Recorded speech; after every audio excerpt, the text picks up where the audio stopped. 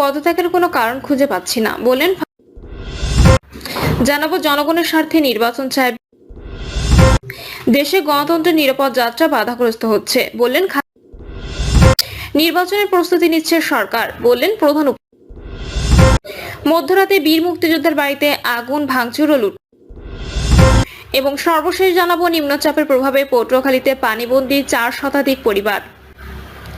শুনছিলেন সংবাদ শিরোনাম, এবারে পদত্যাগের কোনো কারণ খুঁজে পাচ্ছি না বললেন ফারুক আহমেদ। গতকাল রাত থেকেই জল্পনা কল্পনা চলছে বিসিবি সভাপতির পদ থেকে পদত্যাগ করতে পারেন ফারুক আহমেদ। এমন গুঞ্জনের সূত্রপাত গতকাল রাতে অন্তর্বর্তীকালীন সরকারের ক্রীড়া উপদেষ্টা আসিফ মাহমুদ সজীব ভুঁইয়ার সঙ্গে বিসিবি সভাপতির এক বৈঠক, যেখানে ফারুককে বলা হয়েছে বিসিবির শীর্ষ পদে পরিবর্তনের কথা ভাবছে সরকার। এর মধ্যে শোনা যায় বিসিবির দায়িত্ব নিতে পারেন বাংলাদেশের প্রথম টেস্ট সেঞ্চুরিয়ান আমিনুল ইসলাম বুলবুল। ক্রীড়া মন্ত্রণালয়ের প্রস্তাব পেয়ে বিসিবিতে আসতে রাজিও আছেন তিনি, তবে সেক্ষেত্রে আগে ফারুককে পদত্যাগ করতে হবে, অন্যথায় তাকে সরিয়ে দেওয়া হলে আইসিসি নিষেধাজ্ঞার খড়গ রয়েছে। পদত্যাগের বিষয়ে জানতে চাইলে বিসিবির সভাপতি ফারুক আহমেদ জানিয়েছেন কি কারণে পদত্যাগ করবেন সেটি তিনি খুঁজে পাচ্ছেন না। আরও জানিয়েছেন তাকে পদত্যাগ করতেও বলা হয়নি। ফারুক বলেছিলেন, আমার অফিসিয়াল বক্তব্য হচ্ছে এই মুহূর্তে চিন্তা করছি, কালকে তো কথা হলো, আমি এখনো চিন্তা করছি, কিছু সময় প্রয়োজন, আমি কোনো কারণ খুঁজে পাচ্ছি না, ঠিক কি কারণে পদত্যাগ করব আমাকে পদত্যাগের কথা বলা হয়নি। জনগণের স্বার্থে নির্বাচন চায় বিএনপি। বিএনপি যুগ্ম মহাসচিব শহীদ উদ্দিন চৌধুরী অ্যানি বলেছেন, দেশে যদি একটি প্রকৃত নির্বাচিত সরকার থাকতো তাহলে এই দায় এড়াতে পারত না। কেবল জনগণের স্বার্থে নির্বাচন চায় তার দল, কেন চায়, কি কারণে চায় তা জনগণের বুঝে নেওয়া উচিত। আমরা বিএনপি পরিবার সংগঠনের পক্ষ থেকে চোখ হারানো 4 বিষপানকারী আহতের খোঁজ নিতে হাসপাতালে যান বিএনপির এই নেতা। এ সময় অ্যানি বলেন, জুলাই আহতদের তাচ্ছিল্য করছে এই সরকার। এই সরকার জুলাই আহতদের পাশে না থাকলেও বিএনপি সবসময় পাশে থাকবে, এই দায়ভার সরকারেরই ছিল, অথচ সরকার অত্যন্ত তাচ্ছিল্যের সঙ্গে বিষয়টি এড়িয়ে গেছে। আমাদের প্রত্যাশা ছিল সরকার একটি বিশেষ সেল গঠন করে সর্বোচ্চ সহায়তা দেবে। দেশে গণতন্ত্রের নিরাপদ যাত্রা বাধাগ্রস্ত হচ্ছে বললেন খালেদা জিয়া। দেশে পদে পদে গণতন্ত্রের নিরাপদ যাত্রা বাধাগ্রস্ত হচ্ছে বলে অভিযোগ করেছেন বিএনপির চেয়ারপারসন খালেদা জিয়া। বিকালে ইঞ্জিনিয়ার্স ইনস্টিটিউটে বিএনপির প্রতিষ্ঠাতা জিয়াউর রহমানের 44তম শাহাদাত বার্ষিকী উপলক্ষে আলোচনা সভায় দেয়া ভিডিও বার্তায় এই কথা বলেন তিনি। খালেদা জিয়া বলেন, যে গণতন্ত্র প্রতিষ্ঠা ও সার্বভৌমত্ব রক্ষার লড়াইয়ে জিয়াউর রহমান শাহাদাত বরণ করেছেন, সে গণতন্ত্রের নিরবিচ্ছিন্ন পদযাত্রা আজ পদে পদে বাধাগ্রস্ত হচ্ছে। খুব শিগগিরই বাংলাদেশে গণতন্ত্রের পুনঃপ্রতিষ্ঠা দেখতে পাবেন বলে প্রত্যাশা ব্যক্ত করেন তিনি। বিএনপি চেয়ারপারসন বলেন, শহীদ জিয়ার শাহাদাত বার্ষিকীতে গণতন্ত্র পুনঃপ্রতিষ্ঠা হোক আমাদের অঙ্গীকার। গণতন্ত্র পুনঃপ্রতিষ্ঠার লক্ষ্যে সুশৃঙ্খলভাবে এগিয়ে চলার জন্য বিএনপির সকল পর্যায়ের নেতাকর্মী ও দেশবাসীর প্রতি আহ্বান জানান তিনি। খালেদা জিয়া বলেন, মনে রাখবেন, সবার জন্য গণতন্ত্র ও উন্নয়নের মাধ্যমে সকল সমস্যার সমাধান যে রাজনীতি শহীদ জিয়া রেখে গেছেন তা বাস্তবায়নের মাধ্যমে তার প্রতি শ্রদ্ধা জানাতে হবে। আমরা তার আত্মার মাগফিরাত কামনা করছি। আলোচনা সভায় বিএনপির ভারপ্রাপ্ত চেয়ারম্যান তারেক রহমান বলেন, সরকারের উপদেষ্টাদের সাথে জনগণের যোগাযোগ নেই, তারা মানুষের দুঃখ নিয়ে অবগত নয়, তাদের কেউ কেউ ফাইল নির্ভর কাজ করছেন। মানুষ ভোট দিয়ে নির্বাচিত সরকার করতে প্রস্তুত, তবে সরকার তো উপলব্ধি করতে পারছেন না। তারেক রহমান আরো বলেন, সংস্কার কোনো রাজনৈতিক দলের আপত্তি নাই, তবে সংস্কারের নামে সময়ক্ষেপণ নিয়ে আপত্তি আছে।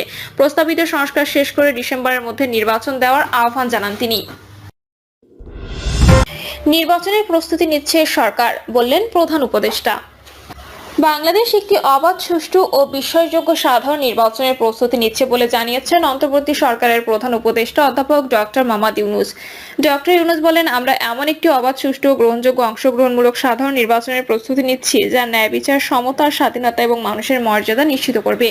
এর মাধ্যমে গণতন্ত্রে একটি শান্তিপূর্ণ ও কার্যকর রূপান্তর ঘটাবে। বর্তমান অস্থির বৈশ্বিক প্রেক্ষাপটে জনগণের ক্ষমতায়ন এবং তৃণমূল পর্যায়ের নেতৃত্ব আগের যে কোনো সময়ের চেয়ে অনেক বেশি গুরুত্ব পেয়েছে। তিনি বলেন, অনেক চড়াই উৎরাইয়ের মধ্য দিয়ে ক্ষমতায় আসা এই সরকারের মূল লক্ষ্যে দেশের মানুষের আকাঙ্ক্ষা পূরণ। রোহিঙ্গা সংকটে বাংলাদেশের মানবিক ভূমিকা এবং জাতিসংঘ শান্তি রক্ষায় সক্রিয় অংশগ্রহণের কথাও তুলে ধরেন প্রধান উপদেষ্টা। ডক্টর ইউনূস বলেন, আমরা ভবিষ্যতের দিকে তাকিয়ে আছি। আমি বিশ্বাস করি এশিয়ার দেশগুলো অভিন্ন চ্যালেঞ্জ মোকাবিলা এবং সমৃদ্ধির জন্য নতুন সুযোগ উন্মোচনের জন্য আরো ঘনিষ্ঠভাবে একসঙ্গে কাজ করতে পারে। তিনি বলেন, আমাদের একটি অভিন্ন ভবিষ্যৎ এবং অভিন্ন সমৃদ্ধির দিকে একটি স্পষ্টত পথ তৈরি করতে হবে। এ সময় লক্ষ্যে পৌঁছানোর জন্য 7টি পরামর্শ উপস্থাপন করেন তিনি। এশিয়ার পারস্পরিক নির্ভরতাকে সহযোগিতায় রূপান্তরিত করার প্রয়োজন প্রয়োজনীয়তার উপর জোর দিয়ে অধ্যাপক ইউনূস বলেন, এশিয়ার অর্থনীতি, সংস্কৃতি এবং রাজনৈতিক ব্যবস্থার বৈচিত্র্য এর শক্তি এবং পরীক্ষা। তিনি বলেন, যুদ্ধের পেছনে বিলিয়ন বিলিয়ন ডলার ব্যয় করা হচ্ছে, অথচ সেই অর্থের অভাবে কোটি মানুষ অনাহারে দিন কাটাচ্ছে কিংবা ন্যূনতম মৌলিক চাহিদাও মেটাতে পারছে না। মিয়ানমার চলমান গৃহযুদ্ধ ইতিমধ্যে এক ভয়াবহ রূপ ধারণ করেছে, আর সাম্প্রতিক ভূমিকম্প সেই সংকটকে আরো গভীর মানবিক বিপর্যয়ে পরিণত করেছে। মধ্যরাতে বীর মুক্তিযোদ্ধার বাড়িতে আগুন, ভাঙচুর ও লুটপাট। কুমিল্লার চৌদ্দগ্রাম উপজেলার গুণবতী ইউনিয়ন পরিষদের সাবেক চেয়ারম্যান বীর মুক্তিযোদ্ধা আলী হোসেনের বসতবাড়িতে অগ্নিসংযোগ, ভাঙচুর ও লুটপাট করেছে দুর্বৃত্তরা। গভীর রাতে উপজেলার গুণবতী ইউনিয়নের দক্ষিণ শ্রীপুর গ্রামে বীর মুক্তিযোদ্ধা আলী হোসেনের বাড়িতে ঘটনা ঘটে। আলী হোসেন একজন বীর মুক্তিযোদ্ধা ও গুণবতী ইউনিয়ন পরিষদের সাবেক চেয়ারম্যান। 2015 সালের পর থেকেই তিনি রাজনীতির বাইরে। তার ব্রেইন হেমারেজ, তিনি মুভমেন্ট করতে পারেন না। তার স্ত্রী রাশেদা আক্তার কুমিল্লা জেলা মহিলা আওয়ামী লীগের সাবেক সহসভাপতি এবং উপজেলা পরিষদের সাবেক মহিলা ভাইস চেয়ারম্যান। রাশেদার ছোট ভাই মুজিবুর রহমান মঞ্জু এবি পার্টির চেয়ারম্যান। রাশেদা আক্তার সাংবাদিকদের বলেন, রাত 1টার দিকে 8 থেকে 10 জন দুর্বৃত্তের একটি দল আমাদের বাড়িতে আক্রমণ করে। প্রথমে তারা আমাদের বাড়ির কেয়ারটেকারকে জিম্মি করে ঘরের দরজায় আগুন লাগিয়ে দেয়। সে ঘরের ভেতরে কেয়ারটেকার তার বউ বাচ্চা নিয়ে থাকে। এক পর্যায়ে দুর্বৃত্তরা বেশ কয়েকটি ককটেল ফাটিয়ে আমাদের মূল ঘরের থাই গ্লাস ভেঙে ভেতরে প্রবেশ করে মালামাল লুট করে আগুন জ্বালিয়ে দেয়।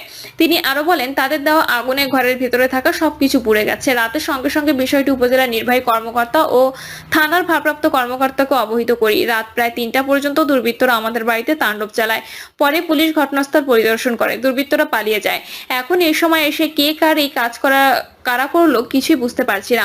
স্বাধীনতা 54 বছর পর এসে একজন মুক্তিযোদ্ধা বাড়িতে হামলা, বিষয়টি খুবই দুঃখজনক। এ বিষয়ে চৌদ্দগ্রাম থানার ভারপ্রাপ্ত কর্মকর্তা মোহাম্মদ হিলাল উদ্দিন আহমেদ গণমাধ্যমকে বলেন, হামলা ও আগুন দেওয়ার খবর পেয়ে সকালে ঘটনাস্থলে পুলিশ পাঠানো হয়েছে। তবে কারা হামলা চালিয়েছে সেটা এখনো জানা যায়নি। ঘটনাটি তদন্ত করে দেখা হচ্ছে। তিনি আরো বলেন, এই ঘটনায় এখনো কেউ থানায় কোনো অভিযোগ করেননি। লিখিত অভিযোগ পেলে তারা আইনগত ব্যবস্থা নেবে। নিম্নচাপের প্রভাবে পটুয়াখালীতে পানিবন্দী 4 শতাধিক পরিবার। বঙ্গোপসাগরে সৃষ্ট নিম্নচাপের প্রভাবে উপকূলীয় জেলা পটুয়াখালীতেও বিরূপ প্রভাব পড়েছে। সবচেয়ে বেশি ক্ষতির মুখে পড়েছে জেলার দ্বীপ উপজেলার রাঙ্গামালী। ইতিমধ্যে অস্বাভাবিক জোয়ার ও তীব্র স্রোতের কারণে গ্রাম রক্ষা বাঁধ ভেঙে 3টি গ্রাম প্লাবিত হয়েছে। খোঁজ নিয়ে জানা যায়, সকালে জোয়ারের পানিতে তীব্র স্রোতের প্রভাবে উপজেলার চালিতা বুনিয়া ইউনিয়নের মধ্য চালিতা বুনিয়া গ্রামের একটি গ্রাম রক্ষা বাঁধ ভেঙে মধ্য চালিতা বুনিয়া, কোড়ালিয়া ও নয়ারচর সহ 3টি গ্রাম প্লাবিত হয়েছে। প্লাবিত এলাকা এবং যারা গ্রাম রক্ষা বাঁধের বাইরে অবস্থান করেছিলেন এমন পরিবার সহ অন্তত 3.5 শতাধিক পরিবার পানিবন্দী হয়ে পড়ে। এতে চরম দুর্ভোগ পড়েছেন স্থানীয় বাসিন্দারা। ঘরবাড়ি, গবাদি পশু ও ক্ষেতের ফসল পড়েছে হুমকির মুখে। পানিবন্দী মধ্য চালিতা বুনিয়া গ্রামের বাসিন্দা আব্দুল আজিজ মিয়া বলেন, বাঁধ ভাঙার সঙ্গে সঙ্গে পানি ঢুকে পড়ে। কোনো মতে পরিবার নিয়ে ঘরের উঁচু অংশ আশ্রয় নিয়েছি। গরু ছাগল নিয়ে দুশ্চিন্তায় আছি। কোড়ালিয়া এলাকায় জাহানারা বেগম বলেন, রাতের বেলা হঠাৎ পানি উঠতে থাকে। ছোট ছোট বাচ্চারা ভয়ে কান্নাকাটি শুরু করে। এখন রান্নাবান্না তো দূরের কথা, শুকনো জায়গাও নেই। নয়ারচরের কৃষক আব্দুর রহমান শিকদার বলেন, এখনো অনেকের ক্ষেতের ধান কাটা হয়নি। হঠাৎ পানি উঠে সব ডুবে গেছে। আমরা নিঃস্ব হয়ে যাচ্ছি। এ বিষয়ে রাঙ্গামালী উপজেলা নির্বাহী কর্মকর্তা